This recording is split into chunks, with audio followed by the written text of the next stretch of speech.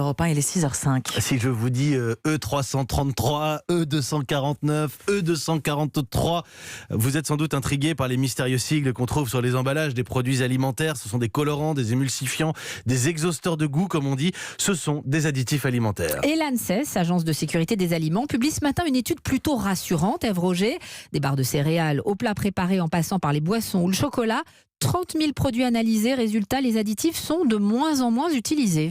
78% des produits étudiés contiennent aujourd'hui au moins un additif alimentaire, avec en tête de liste acide citrique, certains épaississants et émulsifiants. Alors 78%, c'est beaucoup, mais la bonne nouvelle, c'est que le nombre de produits sans additifs ne cesse d'augmenter depuis 10 ans, sans doute sous la pression des consommateurs qui scrutent de plus en plus les listes des ingrédients sur les emballages. Alors qui sont les grands gagnants ? La réponse avec Céline Minard, responsable de l'Observatoire de l'alimentation à l'ANSES. Il y a par exemple 81% des jus et nectars qui ne contiennent pas d'additifs. Il y a également 63% des fromages qui ne contiennent pas d'additifs et 40% des produits à base de pommes de terre. Donc c'est tout ce qui est chips et frites. Il reste pourtant quelques produits qui contiennent encore 10 additifs et plus, principalement les viennoiseries et les desserts surgelés, les produits traiteurs frais, plats préparés ou même carottes râpées, enfin les glaces et les sorbets. Ève Roger. Bonjour Mathilde Touvier. Bonjour. Vous dirigez l'équipe de recherche en épidémiologie nutritionnelle à l'INSERM. Merci d'être en direct sur Europe 1 ce matin. On vient de l'entendre, même si le chiffre est en baisse. Près de 8 produits transformés sur 10 contiennent au moins un additif. Est-ce que vous diriez que c'est trop, encore trop ? Alors oui, effectivement, donc on est ravis d'avoir ces chiffres qui sont très précieux de Locali, qui sont des données transparentes et publiques pour les consommateurs, pour la recherche. Alors oui, il y a une baisse et donc ça c'est quelque chose qui est intéressant. Enfin, 78% des produits qui en contiennent encore, dont certains additifs qui posent réellement question d'un point de vue de leur innocuité chez l'homme. Alors quel genre de risque ? Quel genre de risque justement, parce que ça nous intéresse. Ces chiffres, ces sigles, on ne les comprend pas. Est-ce que vraiment, quand on consomme ces produits, on court un risque ?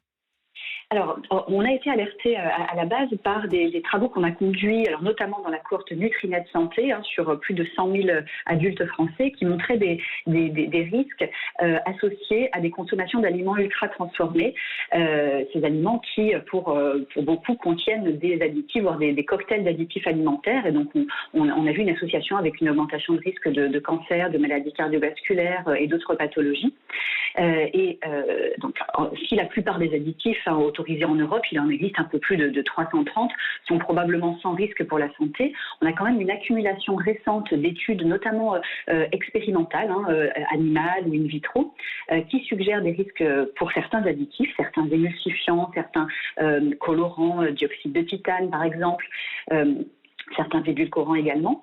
Et donc, il y a un gros travail qui est fait au niveau européen par l'Agence européenne de sécurité sanitaire pour évaluer ces additifs. Simplement, ils peuvent se baser que sur les données disponibles qui sont principalement des données, encore une fois, expérimentales.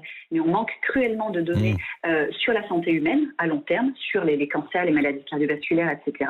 Et on a encore très peu d'informations sur les potentiels effets cocktails de ces additifs. C'est vraiment le programme de recherche qu'on conduit maintenant dans l'équipe. Merci beaucoup Mathilde Touvier d'avoir été l'invitée du journal de 6h sur Europe 1. Vous êtes spécialiste en nutrition à l'INSERM. Et puis tiens, puisque ça concerne aussi nos assiettes, il y a cette pétition qui est lancée aujourd'hui sous le titre Stop aux nitrites.